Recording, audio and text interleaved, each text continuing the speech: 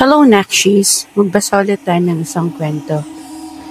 I just wanna share the creepiest story that happened in my life. Tawagin niyo lang po akong Isha. Isang linggo pa lang ang nakaraan nang mangyari ito, pero hindi ko talaga siya makakalimutan. Sabado ng gabing yon, ngayong buwan ng Oktubre. Walang pasok, kaya kahit gabi na, nasa labas pa rin ako. Walo kami nun eh.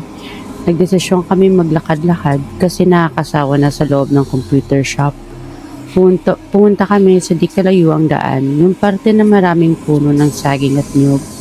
Maraming kwento-kwento na may nagpapakita raw doon, pero dahil marami kami, hindi kami natakot. Hanggang sa biglang may narinig kami, isang tunog mula sa di kalayuan, parang may tumatawag, psst, psst. Noong una, hindi namin ito pinansin. Pero may isa sa mga kaibigan namin ang biglang tumigil. Sabi niya may nakita raw siya sa may puno, nakaputi, mahabang buhok, tapos parang medyo mapula ang mata. Sabay-sabay kaming napalingon at doon namin narinig ang mga aso. Sunod-sunod ang tahol, parang may kakaiba silang naamoy. Hindi na kami naghintay pa.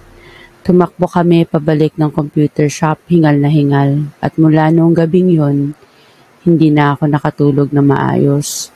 At sa tuwing naiisip ko at naririnig ko ang tunog na psst, psst, parang narinig ko pa rin hanggang ngayon. Nakshi, kung ikaw ay nasa sitwasyon ni Isha, tatakbo ka rin ba o titingin kung sino ang tumatawag? Hindi to kulam. Horror reading lang. Bye!